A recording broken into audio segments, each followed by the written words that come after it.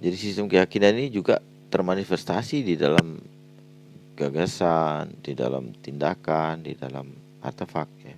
Contohnya tadi ya, kitab suci itu artefaknya, kebiasaan membaca Al-Quran itu adalah aktivitasnya, kemudian gagasan yang mengaturnya adalah semakin kita sering membaca kalam Allah atau firman Allah, maka kita semakin dekat kepada Allah dan kita akan dapat ridho, kita akan terberkati atas aktivitas itu. Nah, konsep-konsep gagasan itu yang kemudian terikat satu sama lain dengan aktivitas, dengan artefak ya, sistem religi. Kemudian yang ketujuh menurut literatur itu adalah kesenian. Kesenian itu adalah estetika, itu bicara rasa, itu bicara ekspresi kebudayaan ya, itu kesenian ya. Bagaimana mengekspresikan nilai, norma, aturan, ya, cita-cita madani yang dibayangkan dan seterusnya itu diekspresikan dalam kesenian ya. Kesenian ini kan cabangnya udah kita ketahui ya, dia berkembang juga ini cabang-cabang kesenian, tapi yang kita tahu ada seni rupa. Seni rupa itu termasuk lukisan, ada patung ya. Kemudian kita bicara seni musik ya. Kita bicara di situ adalah bagaimana melodi irama itu membangun sebuah komposisi ya. Kemudian kita berbicara sastra di kesenian itu ya, bagaimana dunia direkam melalui karya tulis ya. Apakah itu karya tulis itu bersumber dari realitas kemudian ditulis menjadi sebuah karya fiksi ya, yang bisa merekam peradaban, berbagi ketegangan, berbagi kebahagiaan, kesedihan dan seterusnya melalui sastra. Ini masuk ranah kesenian. Tapi sebagiannya ini masuk ke ranah bahasa juga ya. Nah, sistem bahasa itu memenuhi kebutuhan sosial, berinteraksi, perhubungan, pewarisan budaya, berperan penting dalam analisa kebudayaan. Sistem pengetahuan berkaitan dengan sistem peralatan hidup, teknologi, karena sistem pengetahuan bersifat abstrak dan berwujud dalam ide manusia. Bertani, kalender tradisional tadi sudah saya jelaskan.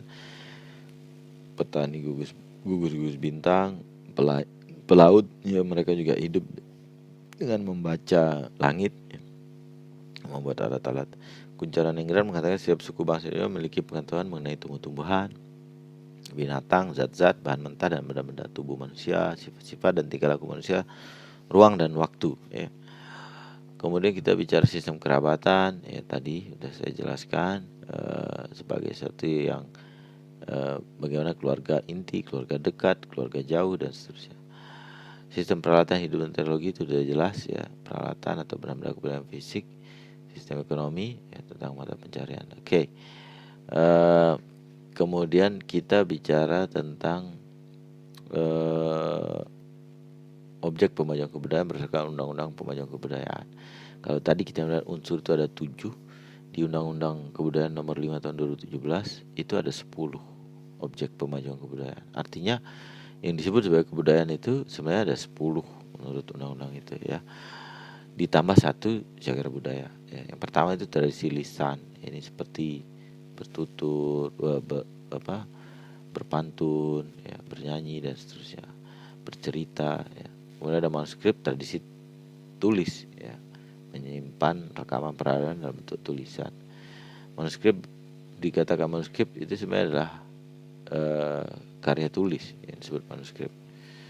Tapi kemudian kalau dalam konteks kajian budaya tradisional, manuskrip itu yang kita bayangkan adalah karya tulis yang kuno menggunakan huruf-huruf tradisional dan ditulis di media yang hari ini tidak kita kenal ya, digunakan sebagai alat media penulisan, misalnya lontar, kulit unta dan seterusnya. Kemudian ada adat istiadat bicara tentang tata laku hubungan sosial antar individu dan komunitas. Kemudian ada ritus itu mudahnya dipahami sebagai ritual atau hal-hal yang dilakukan, aktivitas yang dilakukan untuk menunjukkan satu sistem keyakinan atau kepercayaan dari satu masyarakat. Kemudian pengetahuan tradisional, ya tadi sudah saya jelaskan, ada teknologi tradisional juga, kemudian ada seni, juga ada bahasa, permainan rakyat ini seperti begasingan, ya, atau permainan rakyat lainnya. Kemudian ada olahraga tradisional, itu seperti kalau di Sasak itu ada persian, di tempat-tempat lain juga banyak, ya. Kemudian cagar budaya itu bicara tentang benda hasil dari berkebudayaan yang usianya kurang lebih 50 tahun, ya, ke atas. Itu ada definisinya, ya, cagar budaya itu. Kemudian itu ada undang-undangnya, dan dia diatur bagaimana kepemilikannya, bagaimana perawatannya, bagaimana pelestariannya, ya, itu diatur dalam undang-undang cagar budaya. Itu objek pembangunan kebudayaan, ya. Ini harus kalian baca dengan seksama, ya.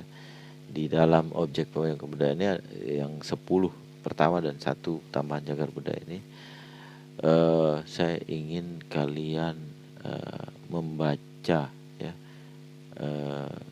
setidaknya 5 dari 11 ini.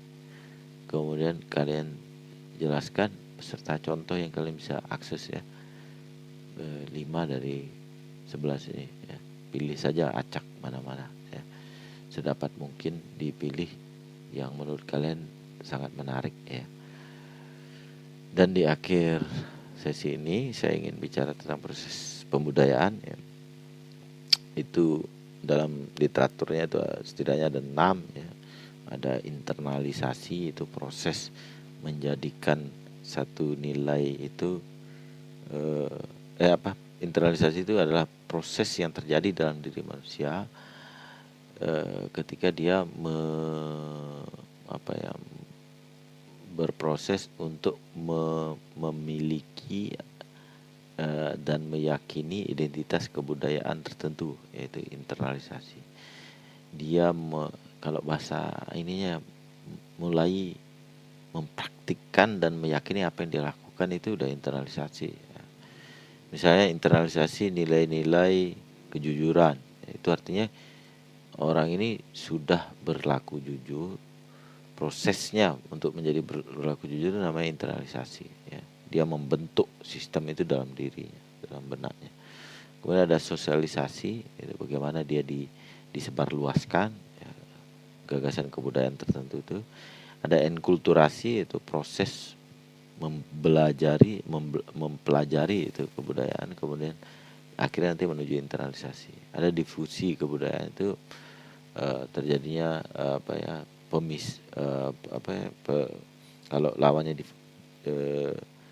fusi itu kan penggabungan, kalau difusi itu pecahnya, ya, mekar dia menjadi sub-sub entitas, itu terjadi dalam proses kebudayaan, ya. Kemudian spektrum difusi ini membuat kebudayaan yang tadinya berasal dari induk yang sama itu kemudian menjadi menjadi satu entitas baru, ya, itu difusi. Kemudian akulturasi, proses penggabungan, ya. Misalnya dari 2 entitas budaya tinggal satu tempat dalam waktu panjang, kemudian terjadi akulturasi. Ya banyak contohnya, ya, akulturasi itu terjadi, ya. Misalnya akulturasi nilai tradisi, dalam tradisi, ya, di antara 2 subentitas atau entitas yang sering berinteraksi, ya. Kita ambil contoh pada tari-tarian misalnya, atau dalam ekspresi seni yang lain, ya. Jadi terjadi di situ akulturasi, pertemuan dua kutub kebudayaan, kemudian menimbulkan gabungan dari dua penciri dari 2 kebudayaan itu, ya. Similasi itu lebih ke penggabungan menjadi satu hal yang yang sama sekali sudah dianggap satu, ya. Yang kita lihat bahwa asimilasi ini prosesnya terjadi dalam jangka yang cukup panjang, ya. Misalnya kalau kita lihat ke Ampenan misalnya di Mataram, ya, asimilasi terjadi di situ antara etnis dan suku, ya. Di situ ada Arab, ada Sasak, ada Tionghoa, ada Banjar, ada orang Melayu, ada Bugis dan seterusnya. Mereka kemudian menjadi orang Ampenan ya. Satu bahasa pemersatu mereka adalah bahasa Sasak Ampenan ya. Kemudian menjadi orang Ampenan ya. Tapi kalau di situ kita bisa melihat bahwa ini sumbangsih dari entitas yang mana ketika misalnya tradisi menjelang Lebaran misalnya, atau menjelang puasa atau lain-lain, itu kemudian satu entitas cukup kuat dalam satu tradisi tertentu, kemudian entitas lain itu agak lemah atau tidak memiliki, itu kemudian dia menggabung menjadi satu kesatuan ya. Jadi kalau kita asimilasi itu, kita ibaratkan itu seperti menggabungkan kopi dengan teh, itu kita campur menjadi satu kesatuan ya, terjadi asimilasi. Saya pikir ini ya, kalau pembicaraan kita yang pada kesempatan ini terkait dengan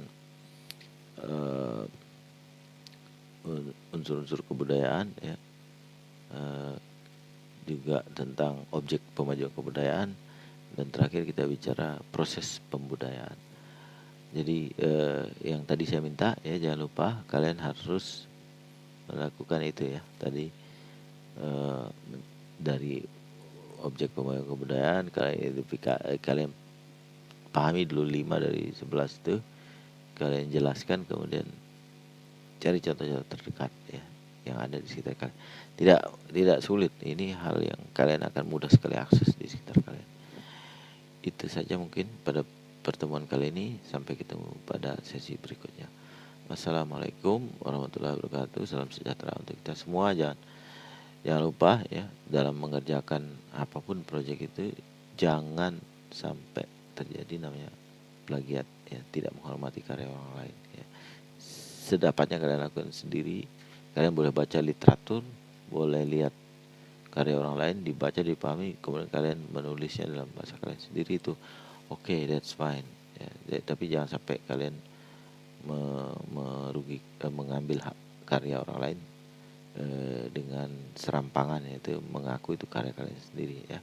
Pastikan itu, karena kita sedang belajar kebudayaan, maka salah satu hasil yang saya harapkan adalah kita menghargai satu sama lain, menghargai peristiwa kebudayaan dan menghargai karya-karya orang lain. Itu ya, terima kasih, sampai ketemu.